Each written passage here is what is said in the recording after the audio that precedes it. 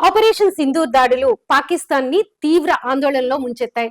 దాడులు ఉగ్రవాద స్థావరాలను లక్ష్యంగా చేసుకున్నప్పటికీ ఇస్లామాబాద్ లోని పాక్ ప్రధాని షహబాజ్ షరీఫ్ నివాసానికి సమీపంలో జరిగిన బాంబు పేలుళ్లతో భయాందోళనలు మరింత పెంచాయి. దీంతో ప్రధాని షరీఫ్ ని సురక్షిత ప్రాంతానికి తరలించినట్లు సమాచారం. అయితే సోషల్ మీడియాలో మాత్రం విదేశాలకు పారిపోయినట్లు ప్రచారం జరుగుతుంది. అదే సమయంలో Pak army chief general Asim Munir కూడా అజ్ఞాతంలోకి వెళ్లినట్లు ప్రచారం జరుగుతుంది.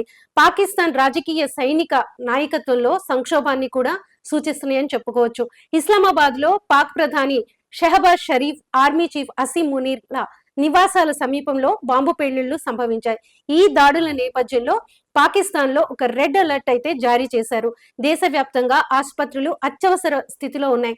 అలానే విమానాశ్రయాలు 24 గంటల నుంచి 36 గంటల పాటు మూతపడ్డాయి. భారత్ సాంకేతిక ఖచ్చితమైన దాడులు ఏవైతే ఉన్నాయో పాకిస్తాన్ రాడార్ రక్షణ వ్యవస్థలను కూడా పూర్తిగా అధిగమించాయని చెప్పుకోవచ్చు.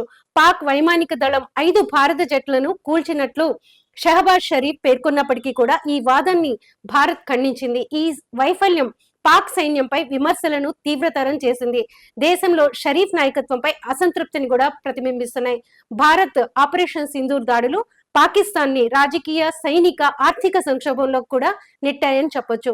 ఇస్లామాబాద్ లో బాంబు పేలుళ్లు, షెహబాజ్ షరీఫ్, అసీం మునీర్ అచూకీపై అనిశ్చిత పరిస్థితి సోషల్ మీడియాలో వైరల్ అవుతున్న పలాయన ఆరోపణలు దేశంలో అస్థిరతను బహిర్గతం చేస్తున్నాయని చెప్పుకోవచ్చు. ఈ ఘటనలు భారత్ సైనిక ఆధిపత్యాన్ని, పాకిస్తాన్ రక్షణ వైఫల్యాలని స్పష్టంగా చూపిస్తున్నాయి.